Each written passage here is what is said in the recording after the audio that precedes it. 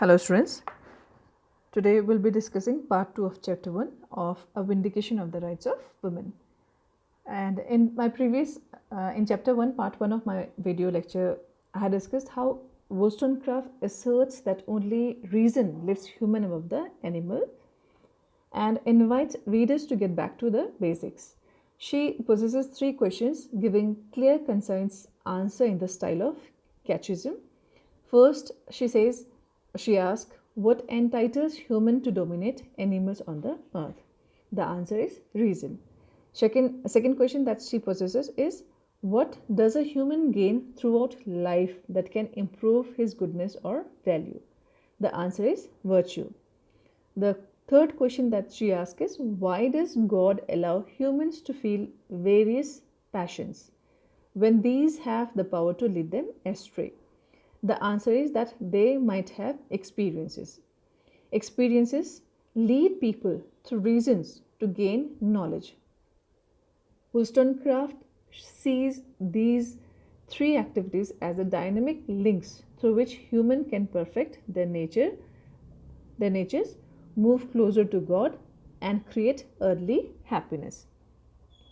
Moving further with the second part of the chapter, we find that she again possesses some of the crucial questions, and she asks, what but a pestilential vapor can hover over society when its chief director is only instructed in the invention of crimes or the stupid routine of childish ceremonies?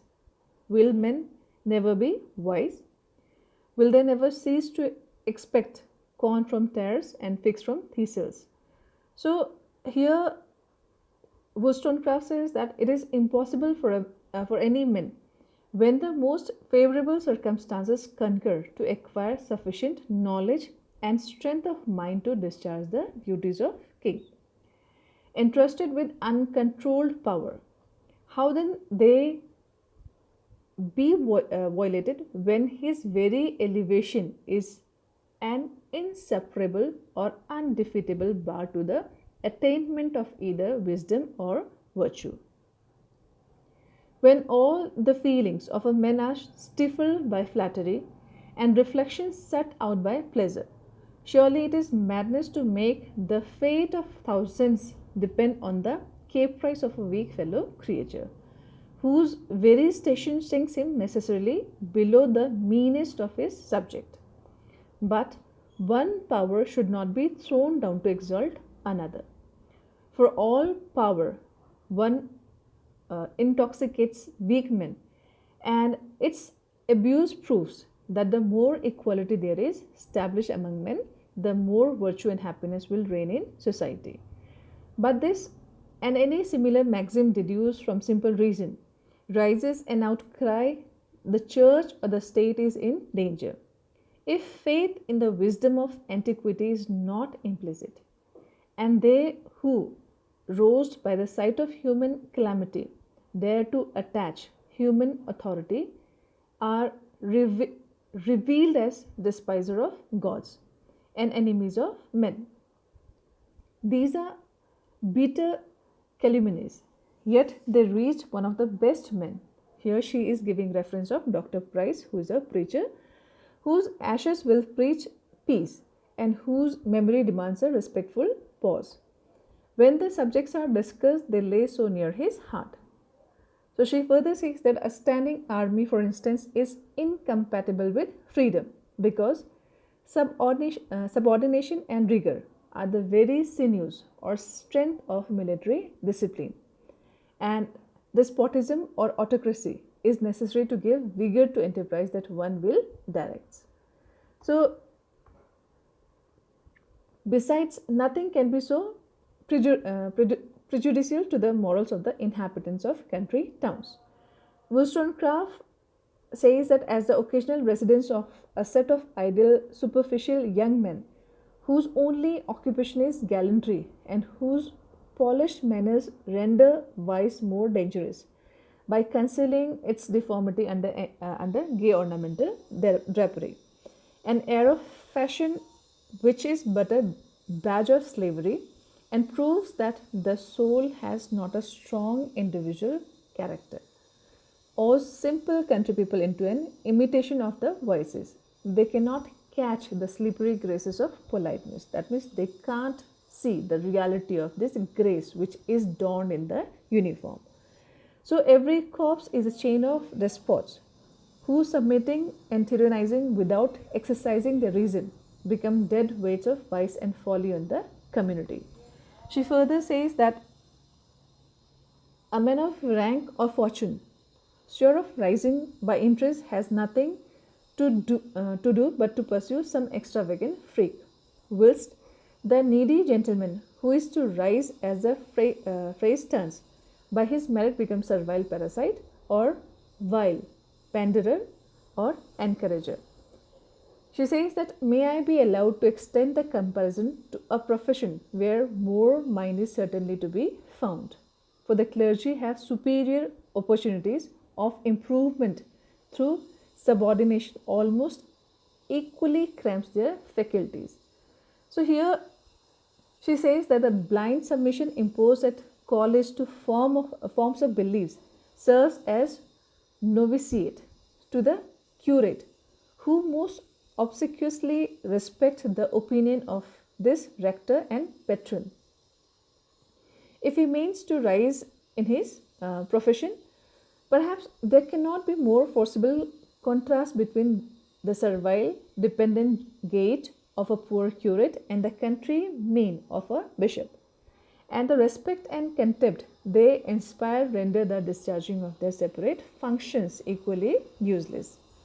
She further says that it is of great importance to observe that the character of every man is in some degree formed by his profession. A man of sense may only have a cast of countenance that wears off as you trace his individuality, at the same time as the weak common man scarcely ever has any character. But what belongs to the body, at least all his opinions have been so steeped in the wet, consecrated by authority, that the faint spirit which the grape of his own wine years cannot be distinguished. Society, therefore, as it becomes more enlightened, should be very careful not to establish bodies of men who must necessarily be made foolish or vicious by the very constitution of the profession. That means it is the constitution of the job which, or the profession which they are doing, which makes them wise. Now here she says that it is the pestiferous purple which renders the progress of civilization a curse and warps the understanding, till men of sensibility doubt whether the expansion of intellect produces a great portion of happiness or misery. But the nature of the poison points out the antidote, and had Rousseau mounted one step higher in his investigation, or could his eyes have pierced through the foggy atmosphere which he almost disdained to breathe, his active mind would have darted forward to contemplate the perfection of men in the establishment of true civilization, instead of taking his ferocious flight back to the fight of sensual ignorance. Here, Wollstonecraft says that all human beings, male and female, have the right to take part in the process by which they can refine their understanding. For only by this route can they learn to make moral choices and put their virtues into action. Enlightenment seeking societies must be careful that men do not stop this process, which leads to goodness, by creating professions that rest first on privilege and later on tyranny. She further says that the real problem with society is arbitrary and regal power. In other words, the monarchy and aristocratic power. With poor leadership from kings and nobles, how can the ordinary men be wise?